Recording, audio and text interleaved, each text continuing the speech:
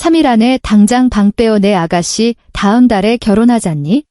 이 집, 걔 신혼집으로 쓰면 딱 맞겠다. 우리 집 최고급 가죽 소파에 앉아 턱짓으로 명령하는 시어머니와 그 옆에서 기세등등하게 웃고 있는 시누이, 그리고 고개를 푹 숙인 채 꿀먹은 벙어리처럼 서 있는 남편을 번갈아 보며 나는 참지 못하고 헛웃음을 터뜨렸다. 네, 어머니. 집안 체면이 걸린 일이니 당장 처리할게요. 3일 뒤, 시어머니와 시누이가 기세등등하게 예비 사돈댁을 모시고 문을 열었을 때 내가 준비한 성대한 결혼 선물을 부디 잘 감당해 내기를 바랄 뿐이다. 이야기를 시작하기 전에 지금 어디서 이 방송을 듣고 계신지 댓글로 남겨주세요. 여러분이 계신 그곳에 늘 행운이 가득하기를 바랍니다. 자, 그럼 편안한 마음으로 제 이야기에 귀 기울여 주세요. 전자 도어록이 짧게 4번 삐삐삐삐 울리더니 곧이어 덜컥하고 잠금 장치가 풀리는 둔탁한 소리가 들려왔다. 나는 거실 소파에 앉아 무릎 위에 놓인 태블릿 PC에서 눈을 떼지 않았다. 구청 말단 9급 공무원인 남편 정민주는 지금 안방 화장실에 숨어 샤워를 하는 중이었다. 현관에서 신발을 아무렇게나 걷어차는 소리가 났다. 시어머니 조정숙과 시누이 정유진이 앞서거니 뒤서거니 들어왔다. 그들은 거실 쪽은 쳐다보지도 않은 채 시누이가 앞장서서 곧장 안방으로 향했다. 하이힐 굽이 원목 마룻바닥을 찍으며 신경질적인 소리를 냈다. 나는 태블릿을 거실 탁자 위에 내려놓고 자리에서 일어나 그들을 따라갔다. 안방 문은 활짝 열려 있었다. 시누이는 남의 집이라는 자각도 없이 한쪽 벽면을 가득 채운 맞춤형 붙박이장을 거침없이 열어젖혔다. 그녀는 색깔별로 가지런히 정렬된 내 출근용 정장과 실크 원피스들을 손으로 휙휙 집으며 미간을 잔뜩 찌푸렸다. 이 옷들 자리만 너무 차지하네. 그녀가 고개를 돌려 뒤따라 들어온 시어머니를 보며 불평을 쏟아냈다. 엄마, 이 옷장 디자인 좀 봐. 이불장으로 쓰기엔 턱없이 좁잖아. 내가 들어오면 이 선반들 싹 다 뜯어내야겠어. 안 그러면 내가 밀라노에서 주문한 그 화장대가 어떻게 들어가겠어? 그러더니 내 코트 하나를 쑥 잡아당겨 옆에 있는 침대 위에 아무렇게나 던져버리고는 또 다른 재킷을 끌어당겼다.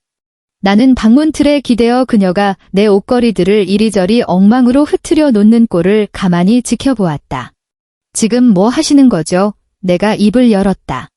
시누이는 손놀림을 멈칫하더니 나를 힐끗 쳐다보았다. 남의 물건을 건드리다 들킨 사람의 무안함 따위는 눈꼽만큼도 없었다.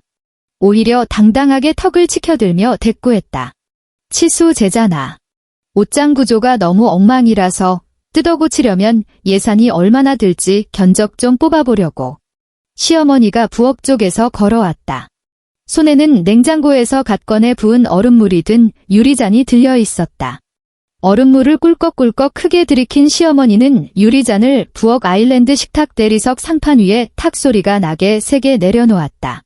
너 이리 좀 와봐라. 시어머니가 나를 향해 손짓하더니 턱으로 맞은편 바 의자를 가리켰다. 앉아. 할 말 있으니까. 나는 부엌으로 다가갔지만 앉지는 않았다. 그저 식탁을 사이에 두고 시어머니를 똑바로 응시했다. 3일 안에 이 집 당장 비워라. 시어머니는 양팔을 가슴에 포갠 채 특유의 절대 토를 달지 못하게 하는 억척스러운 명령조로 빠르게 쏘아붙였다. 다음 주 수요일 전까지 짐 싹 다 빼고 먼지 하나 없이 청소해놔. 나는 시어머니의 입술에 맺힌 물방울을 보며 아주 차분한 목소리로 물었다. 비우라고요? 갑자기 왜요? 우리 유진이 결혼한다. 그 이야기를 꺼내자마자 시어머니의 눈꼬리가 하늘을 찔렀고 목소리도 한껏 높아졌다. 상대방이 강남에 있는 대형 성형외과 원장 아들이야. 본인도 거기 전문이고. 그 집안 수준이 얼만데. 사돈어른 되실 분이 예단이랑 혼수 비용은 그쪽에서 다 알아서 하겠다고 하셨다. 그래도 명색이 우리 여자 쪽인데 서울 시내의 번듯한 아파트 한 채는 혼수로 해가야 체면이 서지 않겠니? 유진이가 의사한테 시집가서 남들처럼 굽실거리며 전세 살기를 바라냐? 그게 말이 된다고 생각해? 그래서요. 그래서라니, 너 지금 말대꾸하는 거냐? 시어머니가 식탁을 콱 내리쳤다. 우리 집에 지금 강남에 전세 얻어줄 돈이 어디 있어? 매매는 꿈도 못 꾸고.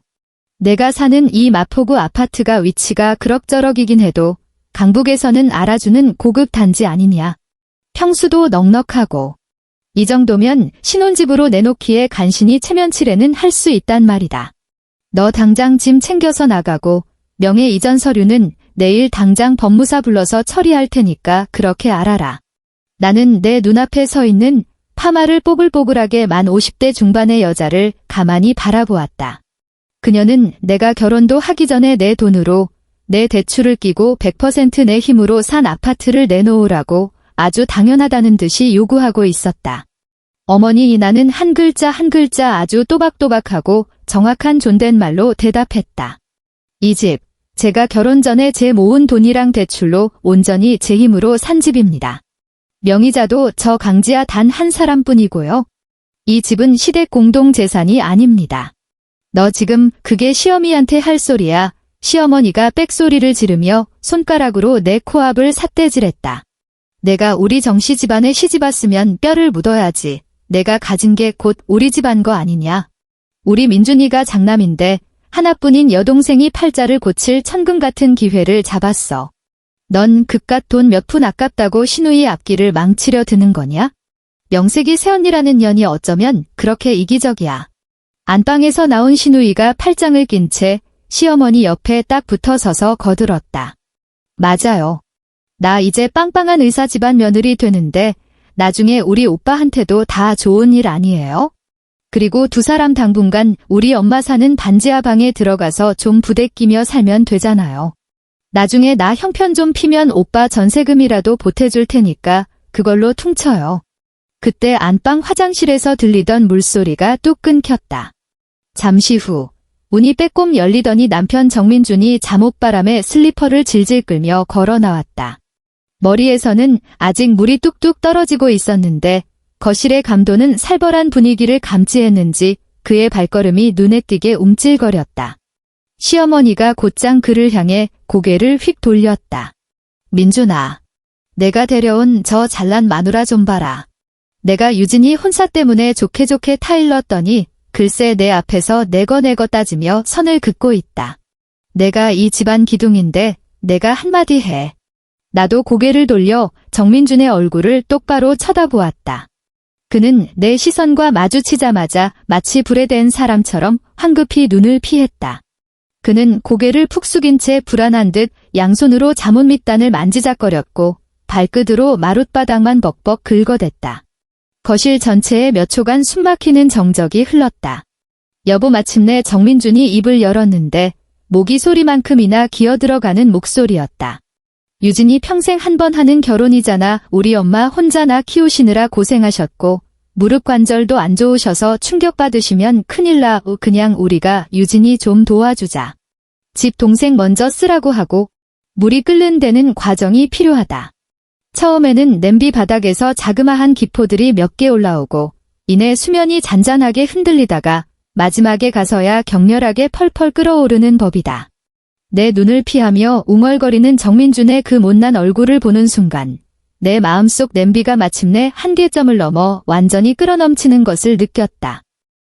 더 이상 분노를 억누를 필요도 이 말도 안 되는 인간들에게 논리적으로 따지고 들 피곤함도 느껴지지 않았다.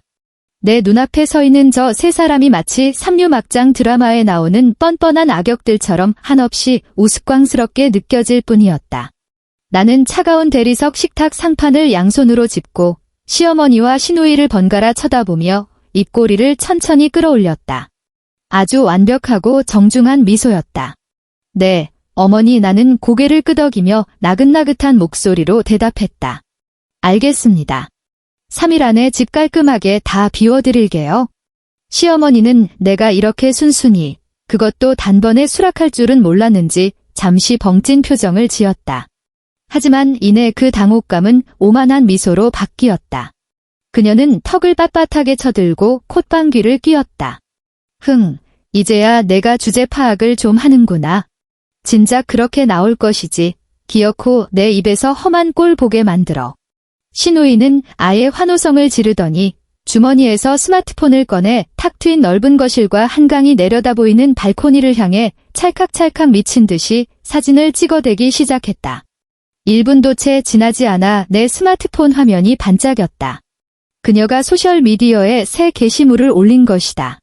신우이가 올린 사진에는 내 아파트의 거실이 찍혀 있었고 그 밑에는 곧 새 가구로 싹 바꿀 예정인 우리의 달콤한 신혼집, 너무 기대된다는 글귀가 적혀 있었다.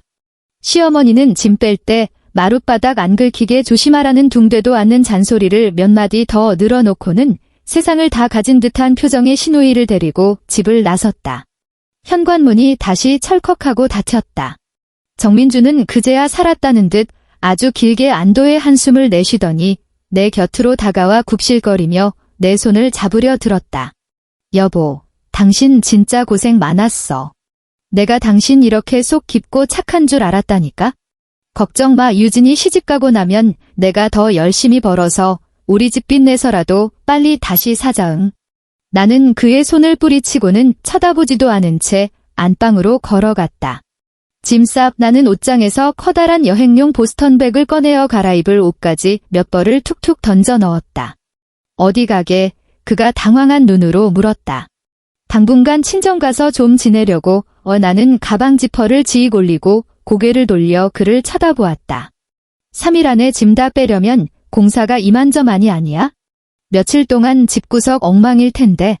당신도 당신 짐 챙겨서 어머니 사시는 반지하 방에 먼저 가 있어. 유진이가 내일 예비 신랑이랑 사돈어른들 모시고 집 보러 온다면서? 우리 부부가 여기 떡하니 버티고 있으면 서로 불편하잖아. 정민준의 두 눈이 반짝이더니 얼굴 전체에 감동이 물결쳤다. 여보, 당신 진짜 배려심 최고다. 유진이 시댁 식구들 오는 것까지 신경 써주고 우리 엄마 대신해서 내가 진짜 고마워할게. 그는 신이 나서 콧노래까지 부르며 낡아빠진 캐리어를 끌고 오더니 자기 게임기며 구겨진 양복 나부랭이, 평소에 주워 입던 후줄근한 옷들을 마구잡이로 쑤셔 넣었다. 30분도 채 지나지 않아 그는 짐을 다 싸들고 현관 앞에 섰다. 그럼 나 먼저 엄마 집 가 있을게. 포장이사는 당신이 불렀어? 내가 와서 좀 거들어줄까? 그는 입에 발린 가식적인 소리를 늘어놓았다. 됐어. 나 혼자서 충분해. 알았어. 여보 수고해. 그가 힘차게 문을 닫고 나갔다. 집안에 완벽한 정적이 찾아왔다. 나는 텅 빈 거실을 가만히 내려다보다가 스마트폰을 꺼내 번호 하나를 눌렀다. 여보세요? VIP 포장이사 맞죠? 네, 지금 당장 와주세요. VIP 최고급 포장으로 부탁드립니다.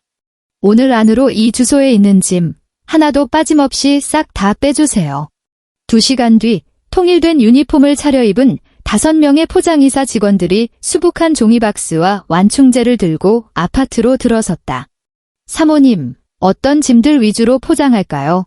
작업반장이 깍듯하게 물었다. 나는 거실 한가운데 서서 집안 곳곳을 가리켰다.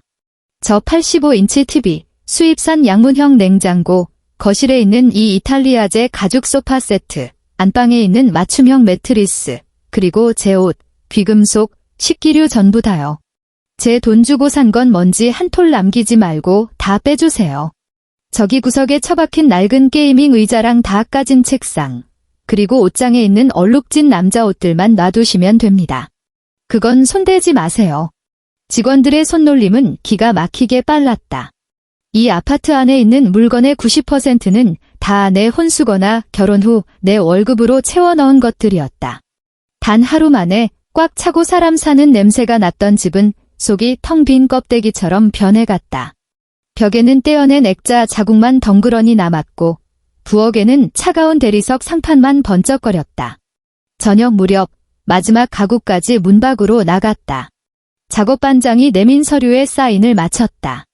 소리가 웅웅 울릴 정도로 텅 빈 거실에 서서 나는 한쪽 구석에 덩그러니 남겨진 정민준의 잡동사니 무더기를 바라보았다. 삐걱거리는 싸구려 컴퓨터 책상, 인조 가죽이 다 벗겨진 의자, 그리고 조잡한 피규어들이 담긴 플라스틱 상자 몇 개 10몇억 원을 호가하는 마포구 최고급 강변 아파트 거실에 쓰레기장에서 주워온 듯한 고물들만 쌓여있는 꼴이라니 그 이질적인 풍경이 너무나도 우스웠다. 현관문이 닫힌 후 나는 다른 번호로 전화를 걸었다. 태호야, 나다. 강지야.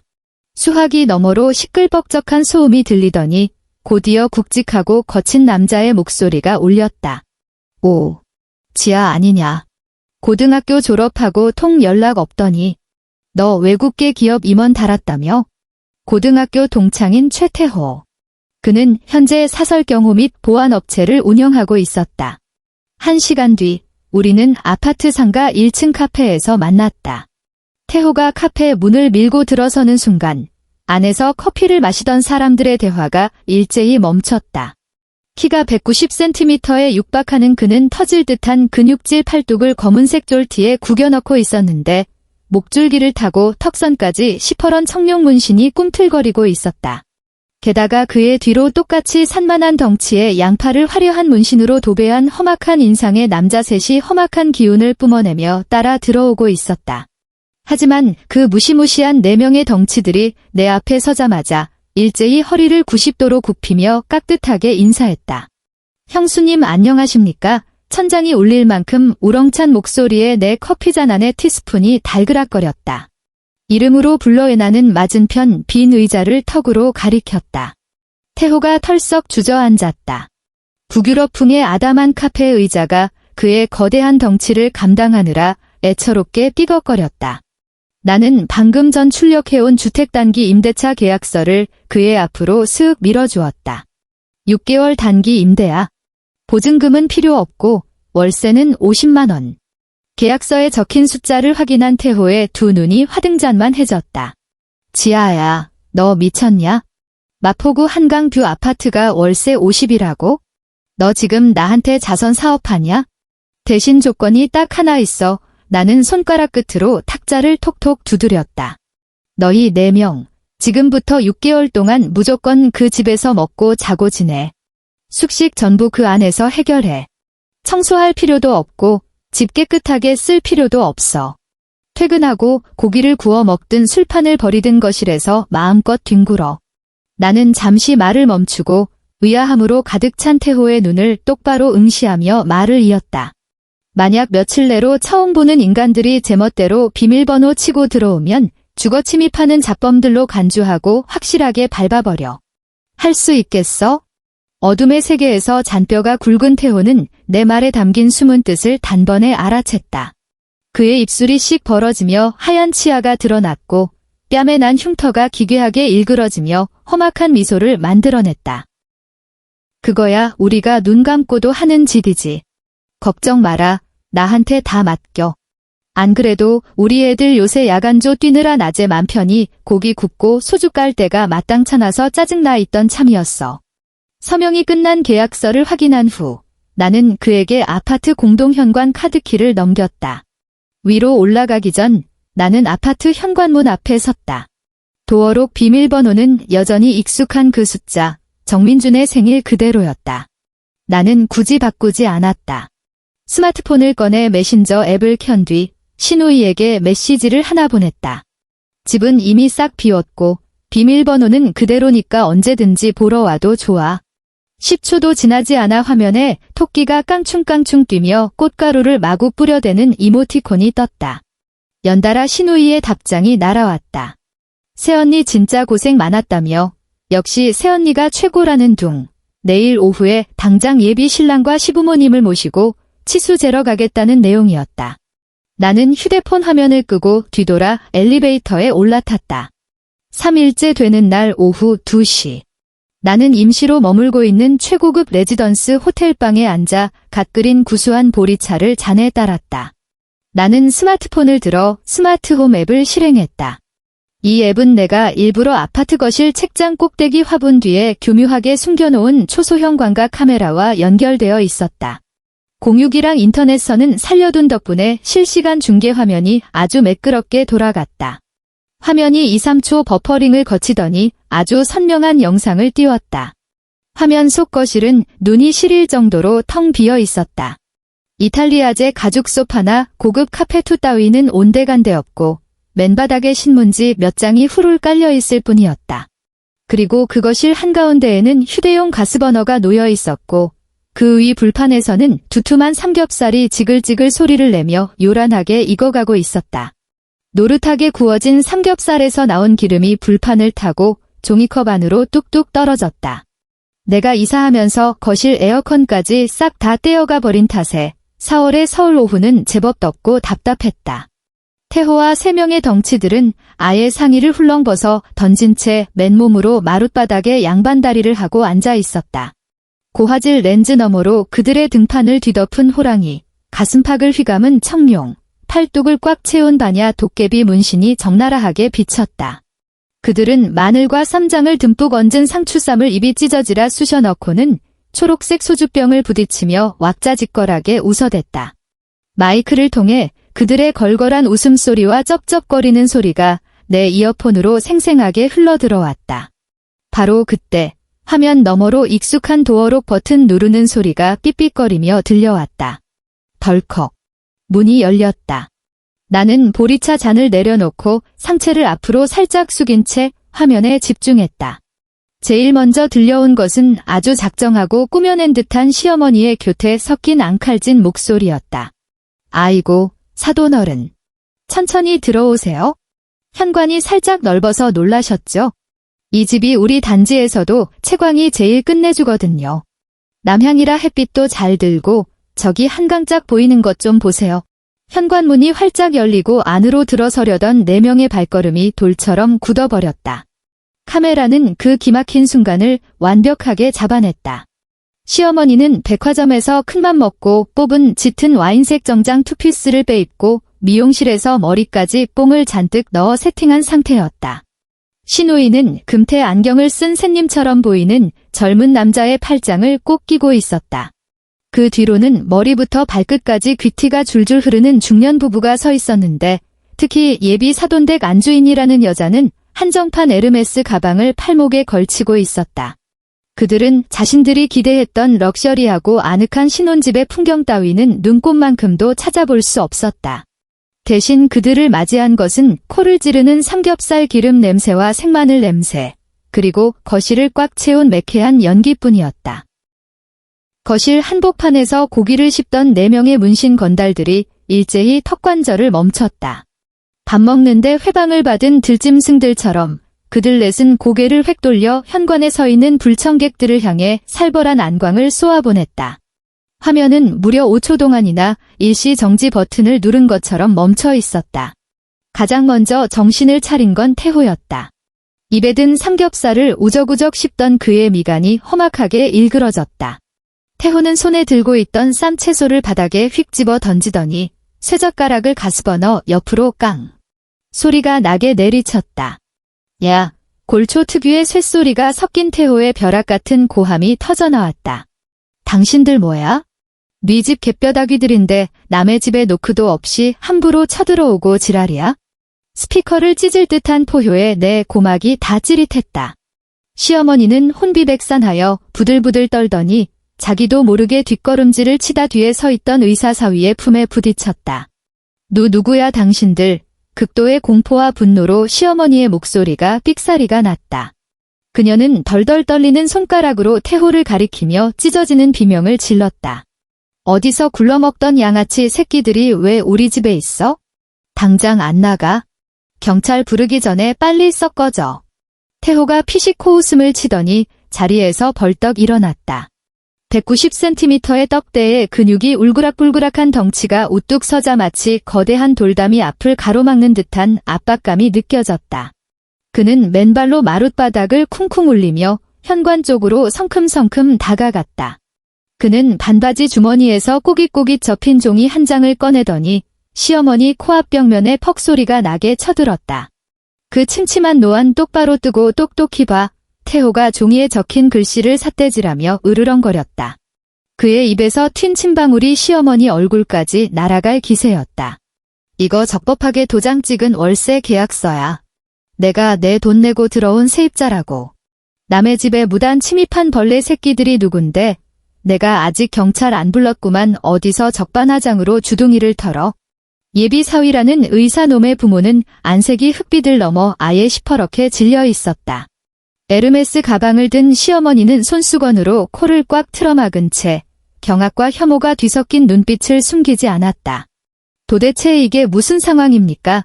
사돈어른 안주인의 목소리에 얼음장이 뚝뚝 떨어졌다. 유진아, 내가 전에 현찰 주고 산 4명의 신혼집이라며? 어째서 저런저런 인간들이 여기 진을 치고 있는 거니? 게다가 집구석에 쓰레기 더미 말고는 아무것도 없잖아. 신우이는 이미 사색이 되어 눈물을 펑펑 쏟기 시작했다. 그녀는 예비 신랑의 팔을 미친 듯이 붙잡고 고개를 내저었다. 아니에요.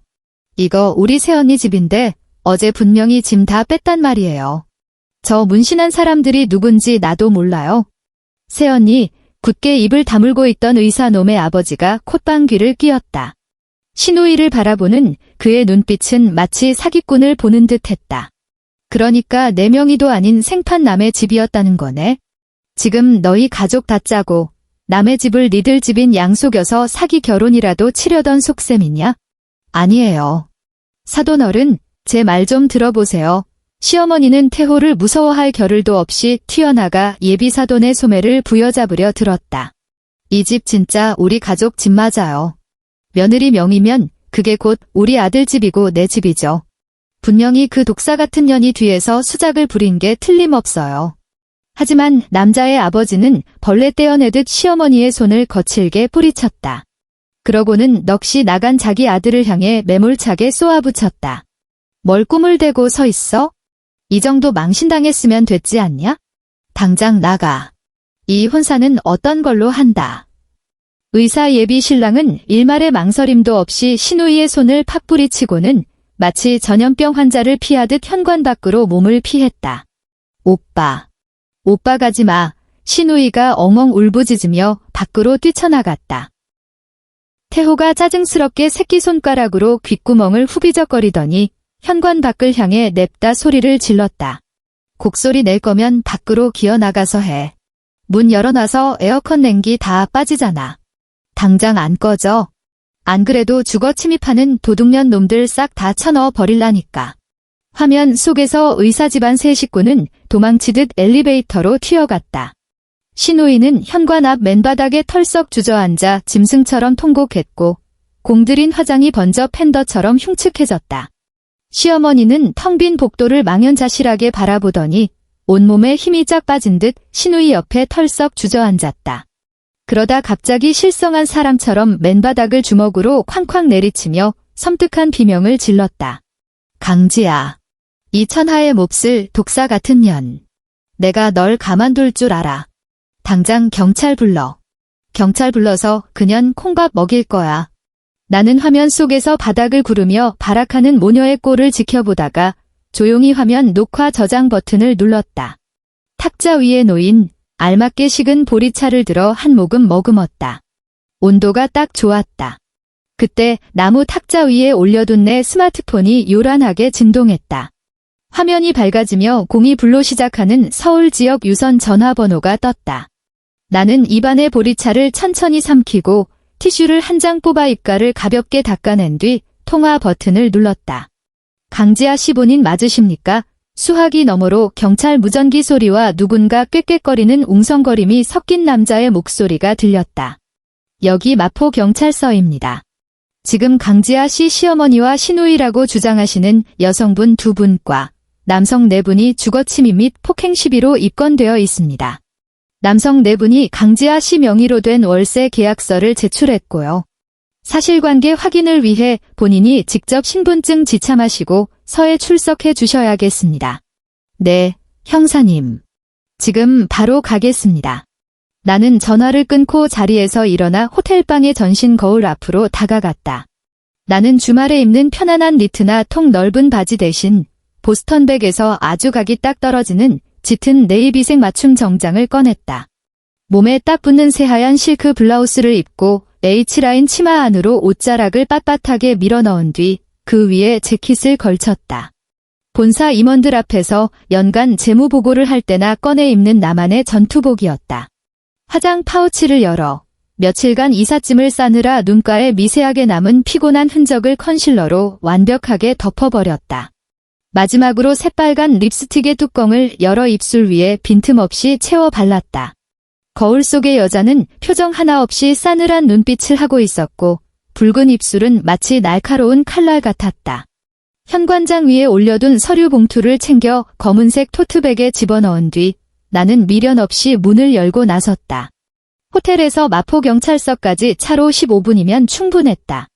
경찰서의 묵직한 유리문을 밀고 들어서자 싸구려 자판기 믹스커피 냄새와 퀴퀴한 땀 냄새, 그리고 프린터 토너 냄새가 뒤섞인 탁한 공기가 훅 끼쳐왔다.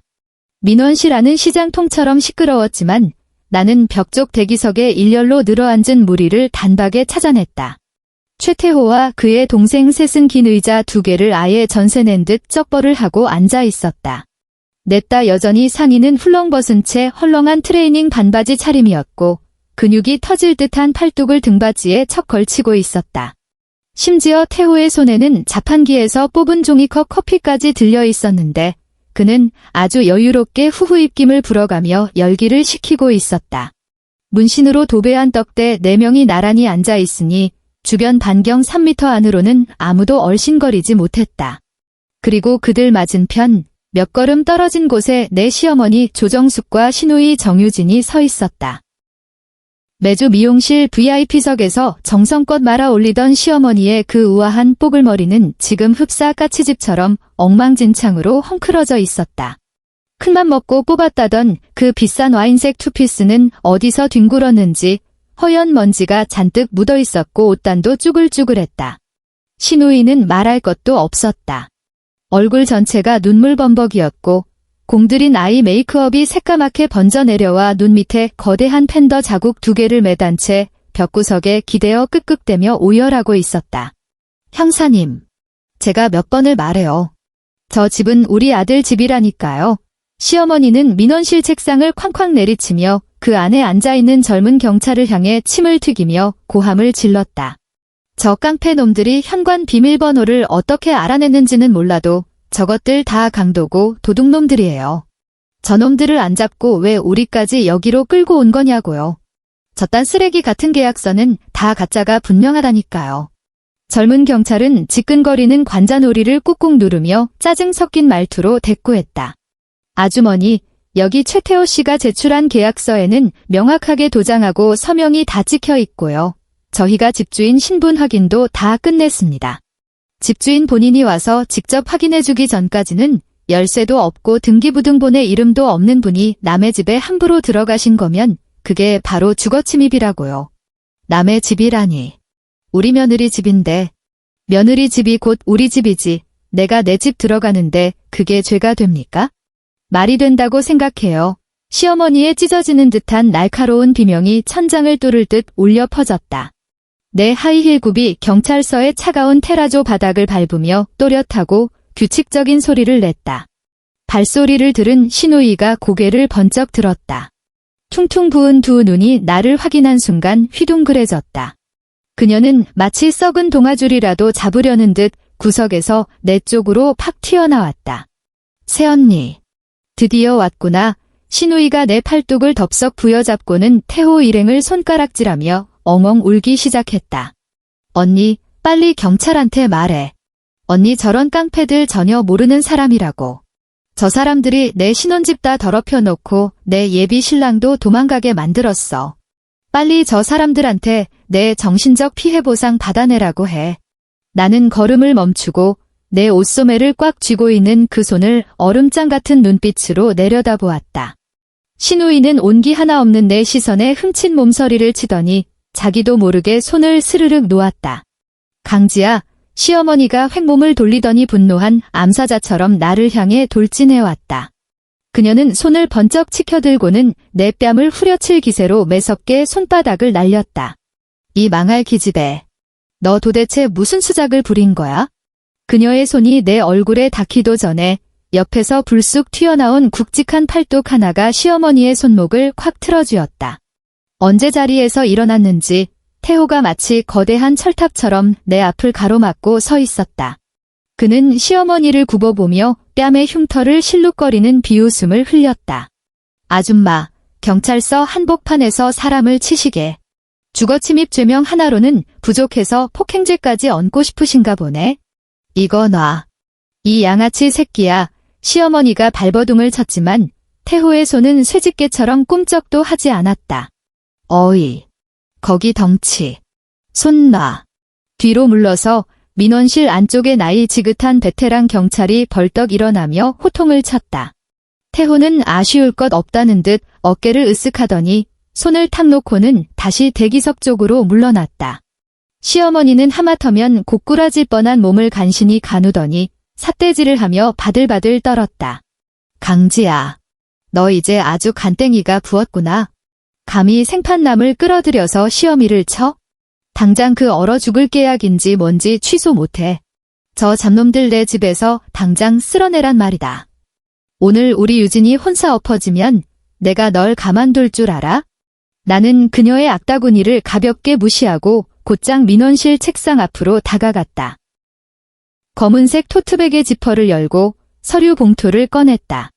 칭칭 감긴 하얀 실을 풀고 그 안에서 새빨간 직인이 찍힌 서류 한 부와 내 신분증을 꺼내 아까 그 젊은 경찰에게 두 손으로 건넸다. 수고하십니다. 제가 강지아입니다.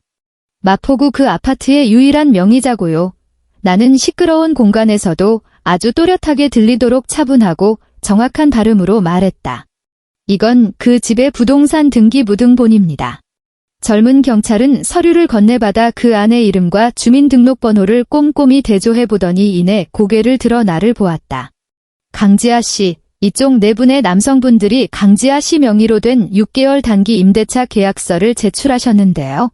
본인이 자발적으로 계약하신 게 맞습니까? 네, 맞습니다.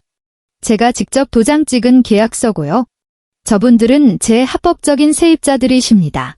나는 고개를 돌려 태호 일행을 훑어보았다. 태호가 나를 향해 씩 웃어 보였다. 그러고 나서 나는 천천히 몸을 돌려 경악으로 기괴하게 일그러진 시어머니의 얼굴에 시선을 꽂았다. 나는 경찰을 바라보며 말을 이었다.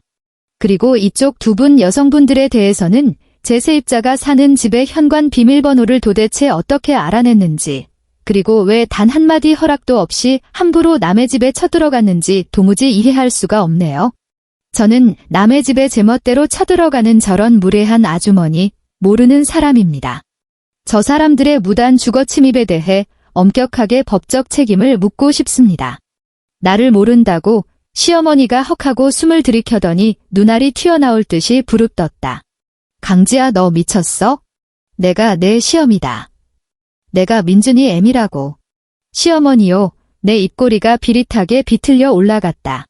어느 나라 법에 시어머니가 며느리가 결혼 전에 자기 돈으로 전액 지불하고 산 개인 재산에 허락도 없이 외부인을 끌고 함부로 침입해도 된다고 나와 있습니까?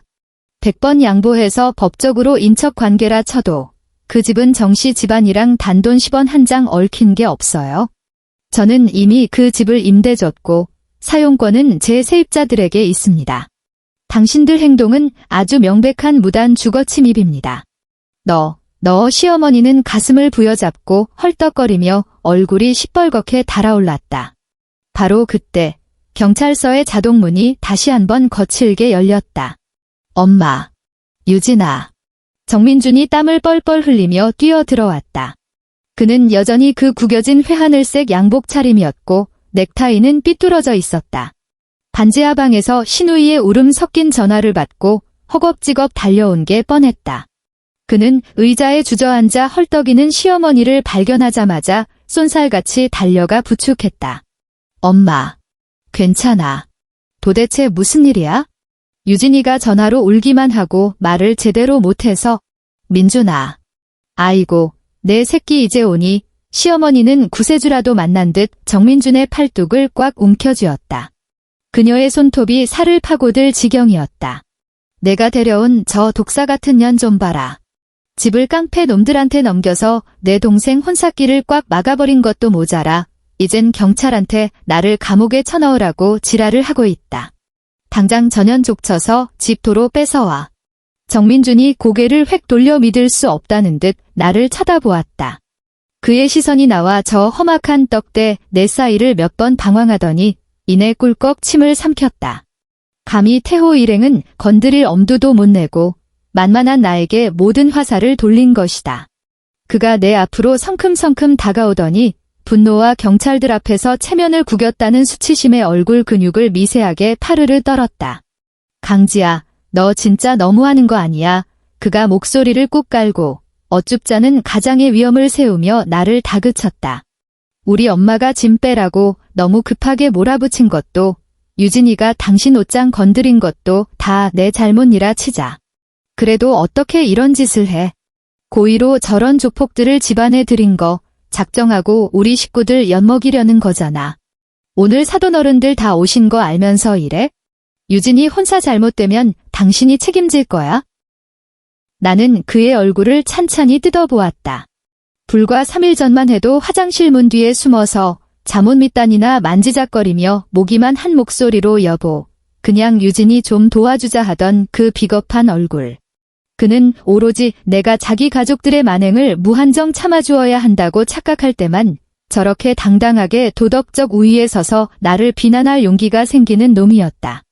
너무해. 나는 코웃음을 쳤다. 내가 뭘 너무했는데?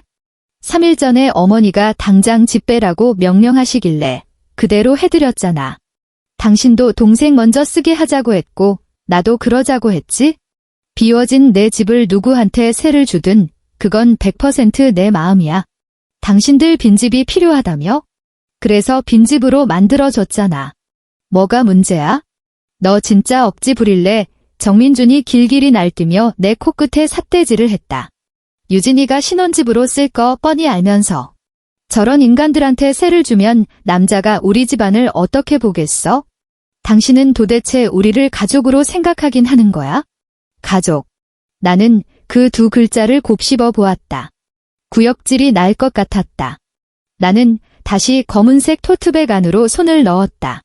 차가운 플라스틱 화일이 손끝에 닿았다. 나는 망설임 없이 그것을 쑥 뽑아들어 인원실 대리석 상판 위에 쾅 소리가 나도록 힘껏 내리쳤다. 탁! 하는 날카로운 마찰음이 정민준의 구질구질한 변명을 단칼에 잘라버렸다. 그 흐리멍덩한 눈 똑바로 뜨고 봐라. 정민준, 나는 화일 안에 반듯하게 인쇄된 서류를 가리켰다. 집을 내놓은 김에 너도 같이 내다 버리기로 했어. 정민준이 멍한 표정으로 시선을 천천히 아래로 내렸다. 서류 최상단의 굵은 글씨로 적힌 문구가 그의 눈에 꽂혔다. 협의 이혼 의사 확인 신청서. 그는 그 자리에 굳어버렸고 얼굴의 핏기가 순식간에 싹 가셨다. 이 이혼, 그의 목소리가 사시나무 떨리듯 떨렸다.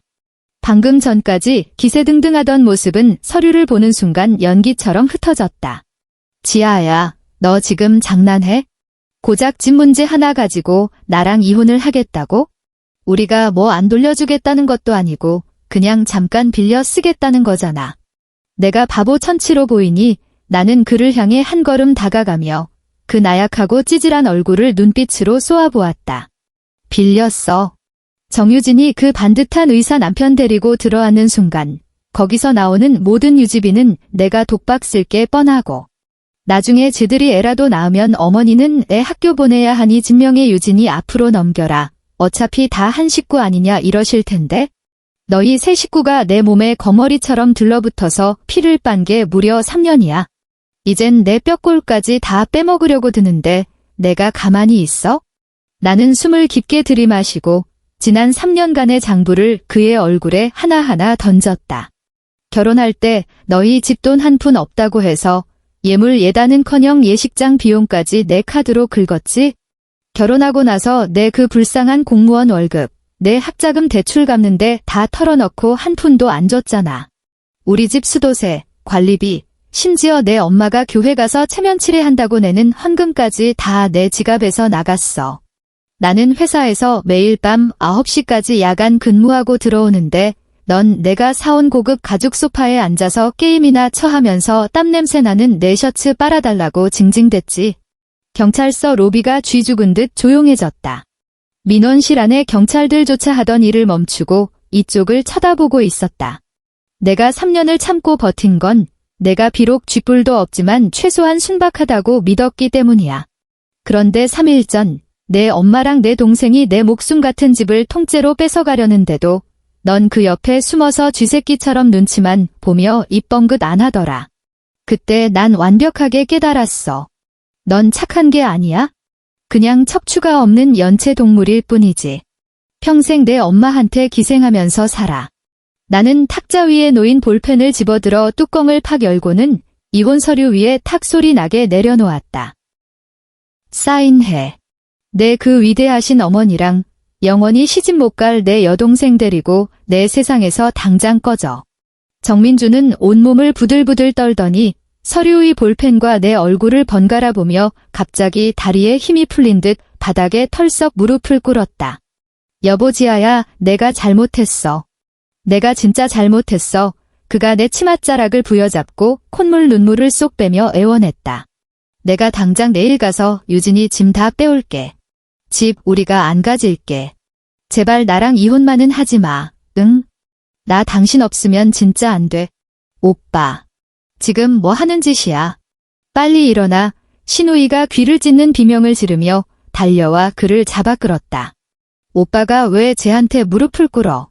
내 혼사 망친 건 저 여자야. 우리한테 석고대죄를 해야 할 건 저 여자라고.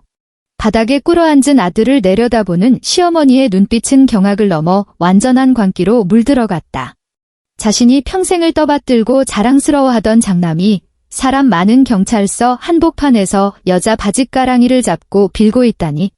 게다가 저 며느리라는 여자는 제 딸의 팔자를 고칠 기회를 끊어버린 것도 모자라 이제는 자기 아들마저 쓰레기처럼 내다 버리겠다고 선언한 것이다. 강지아. 시어머니의 입에서 기괴하고 소름 끼치는 비명이 터져나왔다. 그녀는 의자에서 짐승처럼 튕겨오르더니 핏발선 눈으로 주변을 미친 듯이 훑었다. 그러더니 민원실 책상 구석에 놓여있던 묵직한 금속 테이프 커터기를 덥석 집어들었다. 내가 이 독사 같은 년을 죽여버릴 거야. 내 년이 우리 집을 망쳤어. 같이 죽어. 그녀는 그 무거운 금속 덩어리를 번쩍 치켜들고는 내 머리를 향해 힘껏 내리찍었다. 모든 일이 너무나 순식간에 일어났다. 나는 반사적으로 눈을 질끈 감으며 팔을 들어 방어했다. 화장창. 엄청난 굉음이 울렸다. 금속 덩어리는 내 몸에 맞지 않았다. 대신 내 어깨를 아슬아슬하게 스치고 날아가 민원실 책상 위에 있던 컴퓨터 모니터 화면을 박살냈다. 날카로운 유리 파편이 바닥으로 사방팔방 튀었다. 방금 전 시어머니의 어깨를 강하게 밀쳐낸 태호가 손을 거두었다. 그는 눈썹 하나 까딱하지 않고 걸레짝처럼 바닥에 엉덩방아를 찍고 넘어진 시어머니를 차갑게 내려다보고 있었다. 아악 내 허리야. 시어머니가 돼지 멱다는 소리를 냈다. 경찰 폭행 시도. 공용물 파손. 전부 제 앞에. 베테랑 경찰이 마침내 완전히 폭발했다. 그의 불벼락 같은 불호령이 떨어지자마자 젊은 경찰 넷이 책상을 뛰어넘어 달려나왔다. 상황은 순식간에 아수라장이 되었다. 경찰들은 바닥을 뒹굴며 발악하고 경찰들의 멱살까지 쥐어뜯으려는 시어머니를 마룻바닥에 엎어놓고 꼼짝 못하게 제압했다. 이거 놔. 눈깔핀 새끼들아. 우리 아들이 구청 공무원이야. 내가 너희들 다 모가지 잘리게 민원 넣을 거야. 시어머니는 허공에 발길질을 해대며 끝까지 미친 듯이 악을 썼다. 철컥. 차가운 수갑이 시어머니의 손목에 매몰차게 채워졌다. 금속이 부딪히는 그 서늘한 소리가 마치 음소거 버튼이라도 누른 듯했다. 시어머니의 악다구니가 일순간 멈췄고 그녀는 자기 손목에 채워진 은색 수갑을 멍하니 쳐다보며 그제야 사태의 심각성을 깨달은 듯했다. 엄마, 정민준이 엎어지듯 달려갔다. 경찰관님, 우리 엄마가 고의로 그런 게 아니에요. 고혈압이 있으셔서 그래요. 잡아가시면 안 됩니다. 공무집행방해, 경범죄 처벌법상 관공서 주취소란에 준하는 난동, 공용물건 손상, 거기다 주거침입 미수까지 추가요. 베테랑 경찰이 굳은 얼굴로 죄명을 줄줄이 읊었다. 병이 있으면 유치장 들어가서 약 드시라고 하세요. 당장 진술 녹화실로 끌고 가. 신우이는 이미 공포에 질려 실어증이라도 걸린 듯 끄끄대며 구석에 쭈그려 앉아 사시나무처럼 떨고 있었다. 나는 엉망진창이 된 민원실 책상 앞에 서서 서명이 안 된 그 이혼 서류를 아주 침착하게 다시 봉투 안에 집어넣었다. 양팔이 붙잡힌 채 질질 끌려가는 시어머니와 그 뒤를 졸졸 따라가며 끊임없이 고개 숙여 애원하는 정민준의 뒷모습을 보며 내 마음속 펄펄 끓던 물은 기적처럼 고요해졌다. 단 한 줌의 미열조차 남아있지 않았다. 내가 증인 서줄까? 태호가 내 곁으로 다가와 고개를 숙이며 물었다. 나는 고개를 저으며 가방을 닫았다. CCTV에 다 찍혔어. 남은 일은 내 변호사가 알아서 처리할 거야. 나는 몸을 돌려 그 식구들을 단 한 번도 뒤돌아보지 않은 채 흔들림 없는 걸음으로 경찰서 문을 빠져나왔다. 초여름에 눈부신 햇살이 구름을 뚫고 아스팔트 위로 쏟아져 내렸다. 바깥 공기를 훅 들이마셨다. 자동차 매연이 섞여 있었지만 경찰서 안의 공기보다는 만 배는 더 상쾌했다. 한 달 반 뒤 서울가정법원. 이혼 소송은 내 예상보다 훨씬 초고속으로 진행되었다. 정민주는 처음에는 어떻게든 시간을 끌어내가 소송을 취하하게 만들 속셈이었지만 내 변호사가 지난 3년간의 모든 카드 명세서와 생활비 이체 내역, 그리고 그가 모바일 게임의 가상 아이템에 쏟아부은 결제 내역을 판사 앞에 들이밀자 그의 변호사조차 꿀먹은 벙어리가 되었다. 가장 치명타였던 것은 경찰서 그날의 출동 기록과 CCTV 영상이었다. 시어머니 조정숙은 경찰 폭행 및 곡물 파손으로 벌금형을 선고받고 전과자가 되었다. 이것은 내가 시댁으로부터 지속적인 정신적 폭력과 협박을 당했다는 것을 입증하는 가장 확실한 증거가 되었다. 나는 법정의 원고석에 차갑게 앉아 맞은편의 정민준을 건너다 보았다. 고작 한 달 반 만에 그는 반쪽이 되어 있었다. 원래도 후줄근했던 양복은 이제 뼈대만 남은 몸에 헐렁하게 매달려 있었고 턱에는 까칠한 수염이 듬성듬성 자라 있었으며 초점 잃은 눈동자만 불안하게 흔들거렸다. 땅. 판사가 법봉을 두드렸다. 판결 결과는 보나 마나였다. 마포구의 한강뷰 아파트는 내가 결혼 전 온전히 내 돈으로 구매한 특유재산이며 혼인 기간 동안 피고 정민주는 대출금을 상환하거나 주택유지에 어떠한 실질적 기여도 하지 않았으므로 재산의 10%를 분할해달라는 피고 측의 어이없는 청구는 기각되었다. 재산 분할 비율 100대 0. 그뿐만이 아니었다. 판사는 피고의 장기적인 경제적 무능력과 방관, 그리고 피고의 가족이 원고에게 가한 심각한 정신적 학대 및 폭력 행위로 인해 혼인관계가 파탄에 이르렀음을 인정하여 피고 정민주는 나에게 위자료 3천만 원을 지급하라고 판결했다. 강지아님, 축하드립니다. 법정을 빠져나오며 내 변호사가 판결문 사본을 건네주었다. 나는 법원의 높은 계단에 서서 급감한 글씨들을 찬찬히 내려다보았다. 내 손끝이 위자료 3천만 원과 재산 분할 0이라는 글자 위를 스쳤다. 두 눈을 감고 뺨을 스치는 선선한 바람을 느꼈다. 지난 3년간 나를 옥죄었던 피로감, 타협, 끝없는 자기 검열이 이 종이 한 장의 무게와 함께 완벽하게 산산조각나 허공으로 흩어졌다. 판결이 떨어짐과 동시에 정씨 집안은 그들이 그토록 원했던 응보를 제대로 돌려받았다. 정유진의 그 어설픈 사기 결혼 미수 사건은 강남 바닥에서 엄청난 후폭풍을 몰고 왔다. 유진과 결혼하려 했던 의사 집안은 이 일을 뼈에 사무치는 치욕으로 여겼다. 예비 사돈이었던 안주인은 강남에서 제일 파급력이 큰 서초 맘카페에 무려 3,000자에 달하는 분노의 고발 글을 올렸다. 그 글에는 정유진네 식구들이 어떻게 새언니의 집을 자기 딸 혼수용 자가로 둔갑시켰는지, 그리고 문을 열었을 때 문신한 조폭 넷이 떡하니 버티고 앉아 고기를 굽고 있던 그 기막힌 상황이 생생하게 묘사되어 있었다. 비록 실명은 가려져 있었지만 그 좁은 바닥 특성상 정유진의 신상은 순식간에 샅샅이 털렸다.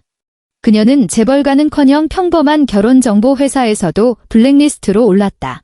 소문에 의하면 그녀는 아예 집 밖으로 한 발짝도 나오지 못한 채 방구석에 틀어박혀 물건만 때려 부수고 있다고 했다. 시어머니 조정숙 역시 그녀의 사회적 생명도 그 일요일에 완벽하게 끝장났다.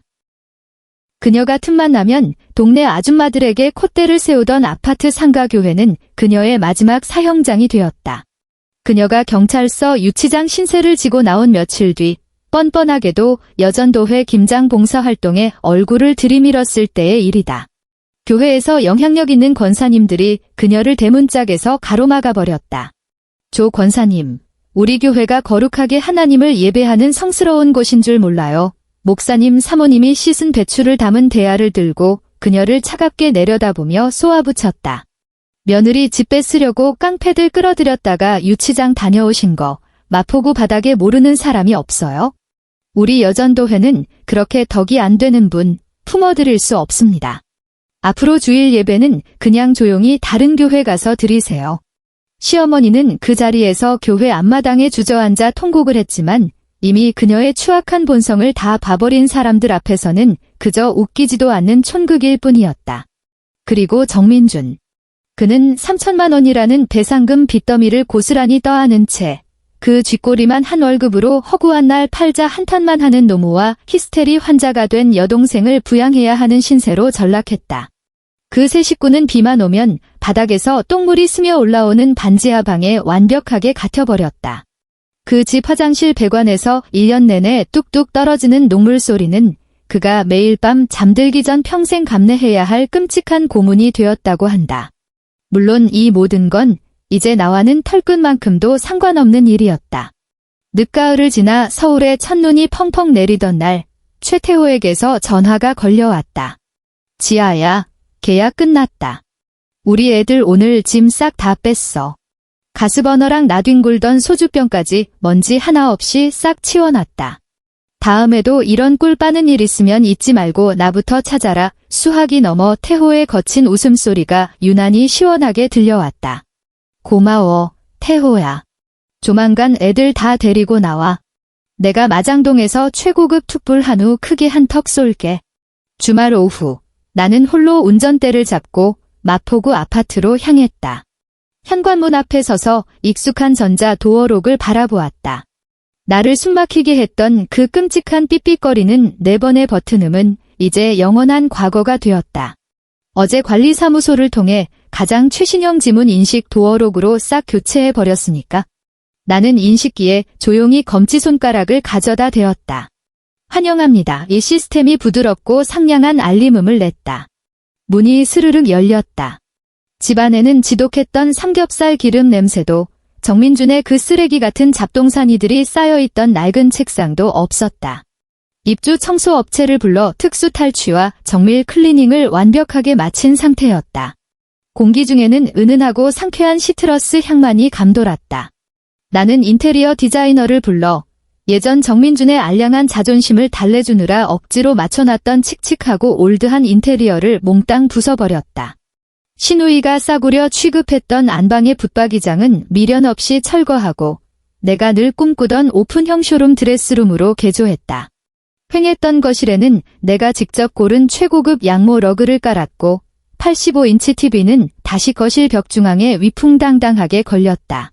발코니로 걸어가 통유리창을 활짝 열어젖혔다. 한강에서 불어오는 찬바람이 정면으로 밀려왔다. 첫눈이 지나간 뒤라 차가우면서도 묘하게 달콤한 냄새가 났다. 그때 경쾌한 초인종 소리가 울렸다. 대학 시절부터 단짝이었던 수진이가 모에샹동 샴페인 2병과 최고급 오마카세 사시미 세트를 양손 가득 들고 입이 귀에 걸린 채 현관에 서 있었다. 우리 강 본부장님, 새집 입주를 축하합니다. 그리고 완벽한 새 출발도 수진이는 들어오자마자 내 품에 차가운 샴페인 병을 덥석 안기더니 구두를 휙 벗어 던지고 맨발로 푹신한 러그 위로 뛰어들었다. 세상에, 이게 진짜 사람 사는 집이지. 지난 3년 동안 너 그 거지 같은 수녀원 생활을 어떻게 버텼니? 우리는 발코니에 놓인 라탄 의자에 마주 앉았다. 날렵한 샴페인 잔이 부딪히며 챙 하는 청아한 소리를 냈다. 노을빛을 받은 영롱한 금빛 액체 속에서 기포가 끊임없이 솟아올랐다.